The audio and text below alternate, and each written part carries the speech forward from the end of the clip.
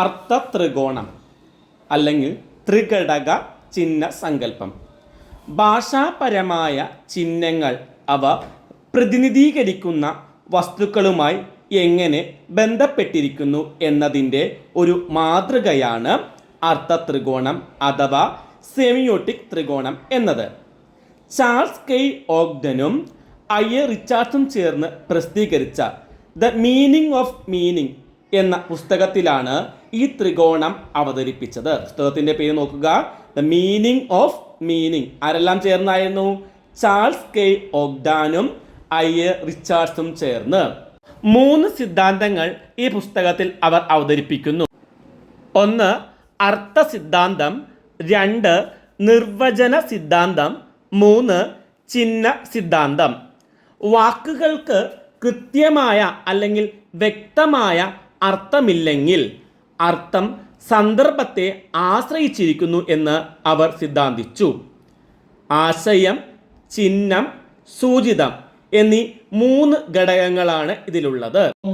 Richard ത്രികോണം പലപ്പോഴും ഈ ത്രിഘടക ചിഹ്ന ത്രികോണത്തെ വിളിക്കപ്പെടുന്നുണ്ടെങ്കിലും അതിൻ്റെ ചരിത്രം പരിശോധിച്ചാൽ ഈ ആശയം അതിനു മുൻപേ അവതരിപ്പിച്ചതാണ്. 1810 ബെർണാഡ് ബോൾസാനോ ഇത് അവതരിപ്പിക്കുന്നുണ്ട്. BC 4-ാം നൂറ്റാണ്ടിൽ അരിസ്റ്റോട്ടിലിൻ്റെ പെരിഹെർമിനിയാസിലും ഈ ത്രികോണം കണ്ടെത്താൻ കഴിയും. പ്രാചീന മധ്യകാല തത്വചിന്തകരെ, പ്രത്യേകിച്ച് യാഥാർത്ഥ്യവാദികളെയും നാമമാത്രവാദികളെയും ഭിന്നിപ്പിച്ച ഒരു ദാർശനിക സംവാദ പ്രശ്നവുമായി ഈ ത്രികോണം ബന്ധപ്പെട്ടിരിക്കുന്നു. അർത്ഥത്രികോണം വക്താവും ആശയവും തമ്മിലുള്ള ബന്ധത്തിൻ്റെ ലളിതമായ രൂപത്തെ വിഷയമായി വിവരിക്കുന്നു.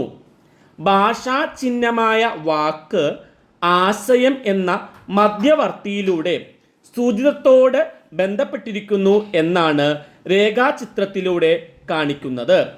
ചിഹ്നത്തിനും ആശയത്തിനും ആശയത്തിനും സൂചിതത്തിനും തമ്മിലും നേരിട്ട് ബന്ധമുണ്ട് എന്ന് കാണിക്കാനാണ് അവ നേർരേഖയിലൂടെ ബന്ധിപ്പിച്ചിരിക്കുന്നത്.